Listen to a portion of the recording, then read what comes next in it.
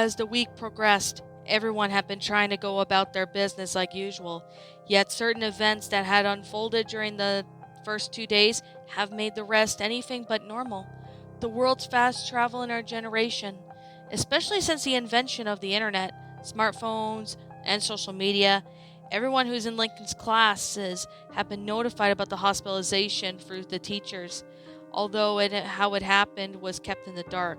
This didn't stop rumors from spreading how the loud boy ended up in the clinic. Some said about outlandish tales of some stunt go wrong, being more into earth, such as hit by a car.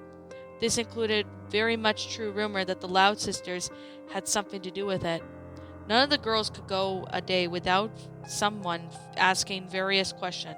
What really happened to Lincoln Loud? Those that did not know the answer wisely kept quiet, as to not add fuel to the guilt the Loud kids were feeling. During the week, Ronnie Ann and Clyde had visit whenever they could. Sometimes they ended up visiting their bedridden friend at the time out of coincidence. The Santiago girl hadn't been grounded like she may have expected due to her suspension, but she did have her allowance revoked until her parents had the time to buy her a new nightstand. Bobby also popped in from time to time to check on the little brother he always wanted. Clyde made a good promise to bring Lincoln his new Savvy comic on Wednesday, in which they definitely spent a jolly time delving into the new issue and graphic novel. Rusty, Polly, Tabby, Haku, and Liam also made a visit on Tuesday. Like everyone else, they were surprised at Lincoln's current state. At least he was getting better. Yet, despite being informed prior by Lucy, the group didn't form some resentment towards the sisters. Tabby couldn't believe Luna would actually do such a thing, especially considering since she was supposed to be her sister closest to Lincoln. As such, the punk rocker effectively stopped socializing with her. Polly was going to have to be sure to give Lynn a piece of her mind when she returned. Although Haku was still hanging out with Lucy, the Loud, the Goth did notice her friend was starting to distance herself.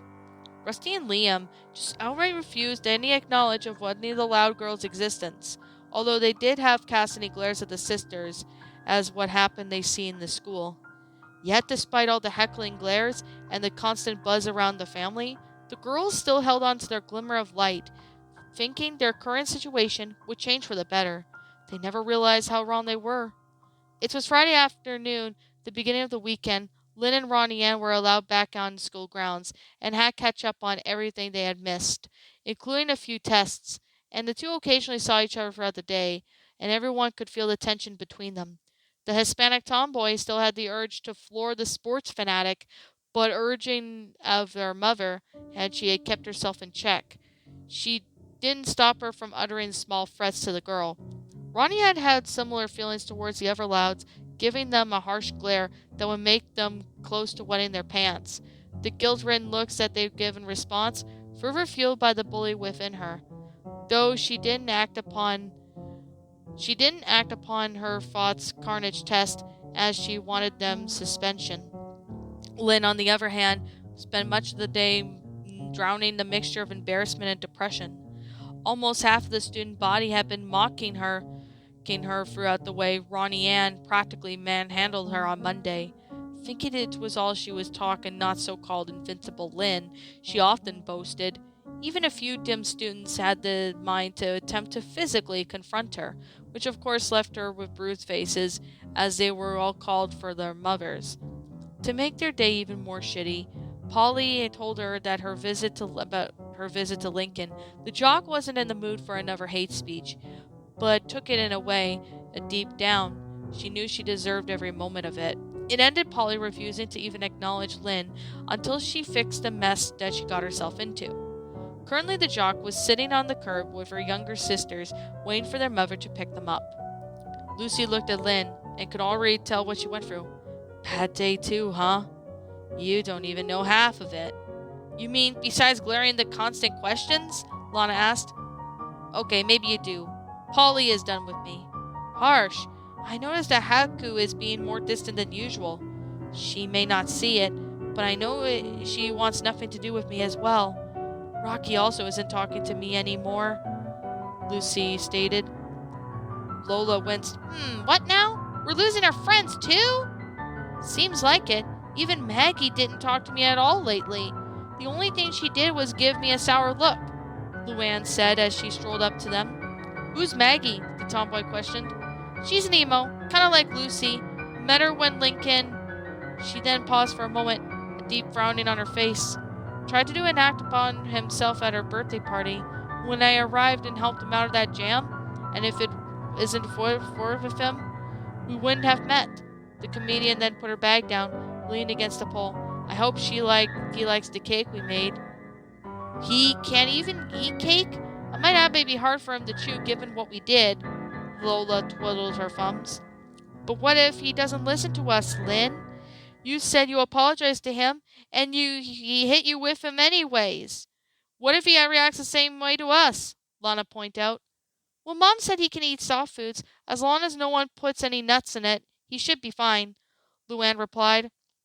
To be fair, he only struck me because I got too close to him. If he sees we have a present for him and mean no harm, he might open up to us. It won't fix everything, but it's a start, right? Just don't go near his bed. He might, the jock suggested. The others nodded in agreement. A few minutes later, the monarch of the 13-member family pulled up in Vanzilla. Lynn Sr. was working late today, so he let his wife use the car. Not long after departing the school, they stopped at the local university where Lisa did her job ironically, as a science teacher. The child prodigy's chemistry set was sold to the school to a generous sum, and the little girl was saving it for her older brother's medical bill, whenever it may be mailed to the house. The family had stopped and forbid her a short break, as the 3 elder sisters didn't finish school until an hour later. Luann walked into the kitchen and opened the fridge. Sitting inside a glass container sat a good large-sized chocolate cake. On top of the dessert piece, icing was arranged to the pattern of a star, as well as a sentence middle it said, "Get well soon." There was some debate on the matter, whatever the sisters had to write, and saying we're sorry wouldn't really cut. Not only that, the cake wasn't big enough for the large paragraph. As an extra measure, Lisa had bolted up the shut case in the event that the sisters couldn't control their chocoholic nature. Lincoln doesn't have any food allergies, right? Luann asked mainly to herself. Negative. I did through a background investigation with our father and mother, and on the matter, after obtaining permission, I checked the database of my files, Lisa explained, sticking her hand to grab the orange juice. On a different note, Luann shut the door. To be honest with me, Lise, what do you think the chance is of getting Lincoln to forgive us? The 4-year-old sipped her cup before responding, sadistically factoring the mess that we've put him through for the past 180 days.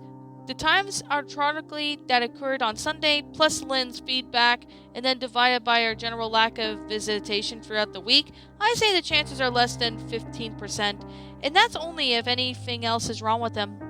Well, no one can hold a grudge on forever, right? Luann smiled through Lisa, maintained their stoic posture. May have not studied much in the physiological realm, but if it helps, hate does fade over time. But fear is something that can forever take to conquer. Wait, who said anything about fear? Just a thought, Lisa continued to drink. If Lincoln doesn't hate us, I'm afraid it's much worse than previously thought, the little genius said to herself. At Royal Woods General, Lincoln was about as happy as he could be since he was first admitted into the medical center. As of his latest x-ray test, his pelvis had healed enough for the doctor to allow him to get out of bed. As such, the 11-year-old boy had to be administered a dose of anesthesia to remove any waste tube connected to his organ. But that wasn't even only the good news. The elbow joints and damaged arm had healed up to allow it to bend back its natural position. It still needs to be in a cast until it could fully used, but at least the cast would be now strapped onto Lincoln's own person instead of being suspended from a hook. His facial injuries were also non-existent now. Naturally, after being bedridden for so long, his legs were practically asleep. Once he was disconnected from his medical equipment, Dr. Phillips proceeded to help the boy do some exercises to get the muscles working again. The boy flinched as his knee joints popped from the doctor gently pushing his legs back. He repeated this a couple more times in the nerves, in the 11-year-old boy's legs awoken from their slumber. Feel anything? Richards asked. I feel some tingling in my legs. The doctor spent a few minutes lifting the boy's legs so they can get readjusted to natural flexibility. Now, good. I want you to try lifting them at your own pace. Lincoln nodded and did what as instructed, with a little difficulty. After a few minutes, he could finally move his legs around at an even pace. Not at the pace that they were before the incident, but it was a start. Now it was time for the hard part. Think you're ready to try standing up? I guess. Okay, don't push it rough though. Don't want to hurt yourself even more. But keep your hand on the rail of the bed so you don't accidentally fall, Richard suggested. Lincoln grasped the side of the bed with his good hand before sitting up, slowly moving his legs over the side. His body felt odd with almost half his weight being suspended in the air. As soon as he slid off the bed, his legs nearly buckled from supporting their own weight, but he managed to keep himself standing. Lincoln shivered as he felt his feet transmitted from nerve signals that haven't been active in a while. My feet feel really funny. Don't worry, your body is just getting used to being up and about. Pretty soon you'll be feeling normal again. Now try walking. At first the loud boy waddled around like a penguin, but over time he automatically corrected his rhythm and began to walk like a normal person, albeit slowly. A sudden knock on the door made him pause, but Dr. Phillips told him just to continue while he answered. Opening the door, he saw Miss Loud walking along with her daughters, even if their visits were more frequent, still baffled by now how his family had 11 children. Hello, Miss Loud. Hi, Doc. Is Lincoln awake? Rita asked. Richard chuckled. Just look for yourself? Rita poked her head in and nearly cried in joy. My baby's moving again! This caught Lincoln's attention, causing him to smile at his mother. This caused the sisters to gawk in surprise. They all moved to the door, but they were quickly stopped by their mother. Hold on, dears. It took some debating to let you all visit Lincoln, especially considered what happened on Monday. But let me talk to him first and get him ready, okay? The girls nodded. Rita walked in with Lily, closing the door behind her. Upon getting the hugging range, the infant reached her hands out for her little brother. Well, her big brother. Lincoln then fondly hugged his baby sister. How you been, Lily? The baby giggled in response. How's my little trooper doing? Rita asked, kneeling to his level. I can finally walk again. Kinda. At least I can use the bathroom on my own again. My arms are getting better as well. That's great, honey. You may be out of here sooner than expected, the mother called in. Yeah, Lincoln replied, frowning for him and the nervousness crept in. This didn't go unnoticed. Rita ruffled the boy's hair a little. Oh, I know you're just a little scared right now, sweetie. But your sisters have been regretting what they did ever since you got here. Now, they are here to see you. But they are nervous too. Do you want to give them a chance to apologize? A little nervous is the biggest understatement of the year. Lincoln was practically terrified at the mere mention of his older sisters were here. It was as if this was another little nightmare that was becoming a reality. His mother's words sounded sincere, but he wasn't so sure. They really did want his forgiveness, or did they want the trip rip out of his throat? It was such an internal debate that he freezed up, trying to figure out what to do. Rita awaited for his response, but he seemed very hesitant on giving one. The mother was forced to divide her attention to the door, suddenly opened, and 8 of the siblings crashed onto the floor. Apparently one of them accidentally pushed onto the handle. The only person was not in the pile was Luna, as she got holding the cake. Girls, I told you to wait, Rita hissed. Sorry, Mom, but we got so nervous it was literally killing us, Gloria explained. As the sisters situated themselves, all parties looked at each other with looks. The sisters were full of guilt. Lincoln was still frozen in the spot as if he was in a daze, and Rita and Lily glanced between them with uncertainty. While the sisters were happy that Lincoln looked like he was getting better, the memory of what looked like he was earlier in the week was still etched into their minds. Lynn was especially nervous, standing closer to the back, not to upset him. The air was thick with tension. The moment of truth? Someone had to say something. Anything to break the uneasiness everyone wanted to share. It was Luna who finally spoke. Lincoln, what we did to you was completely unforgivable. In the past, we've made fun of you for your habits, laughed at you, humiliated you, used you for your own purposes. but nothing compares to what we did on Sunday. Siblings get into fights, that's a certain, but it shouldn't have gotten out of hand. We beat you, possibly almost killing our only brother, all because we were being selfish, thinking of ourselves. Luna's voice grew heavier as she carried on. We failed as sisters. I failed as a bond we shared since you were just a baby. She paused, sniffling to clear her sinuses. I still remember the first time I held you when I was only 4, and all those times I sang to you to sleep when you awoke in the night. Watching you grow, years later I helped you out with your first smooch concert, and what I do to repay it all? I help in making your life miserable. I can't even look at myself in the mirror all because I see someone who doesn't deserve to be related to you. Lola shared her older sister's statements. The little princess hadn't looked in the mirror since, except taking care of her hygiene. The bond was only they shared may be gone, but maybe hope one day you'll find in your heart to forgive us, if you can. We made you a cake that you'll totes enjoy, Lenny said nervously, taking off the unbolted glass cover, showing Lincoln a decorated dessert. However, Lincoln didn't respond anything. He was still in a trance-induced look on his face, blocking out anything that Luna and Lenny might have said. Lincoln, are you all right? Lori asked. Winkin? Lily asked, poking the boy's cheek. Inside the boy's mind was a very mean-spirited act that was brought upon him by his sister's played and on his mind of a giant scream. He felt as if he was strapped onto a chair with his eyes taped open, forced to watch the humiliation conga that was in his life. Lori's constant yelling at him, Lisa's crazy experiments, Luann's constant pranking, they were just part of the factors that made him feel like lack of self-worth. Even Luna, who shared a special connection with him, joined in on the hate campaign against her brother. However, some instances were a bit aggravated due to this stress. For example, the whole ordeal with Sweet Spot. Lincoln felt that he was the main target throughout the whole thing.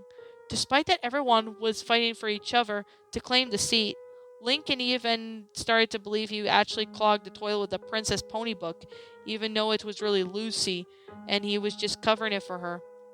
Lincoln, of course, wanted to look away from the invisible screen that lay before him, but he just couldn't no matter what he put through it. It was becoming too much for him. On the outside, everyone noticed the boy's breathing was becoming heavier by the second, earning even more concern, but they were stumped on what to do. By some miracle, he heard Lily calling for him. Before feeling her tiny soft hands pushing on his cheek, closing his eyes fiercely, he was pulled away from his nightmarish dream and then reascends his senses, only to immediately regret in a second later. Before he could clearly see, all he saw was a non-infant sister standing before him with worried looks. The boy's pupils shrank as far as they could, a terrified expression taken from as his breathing became more pronounced.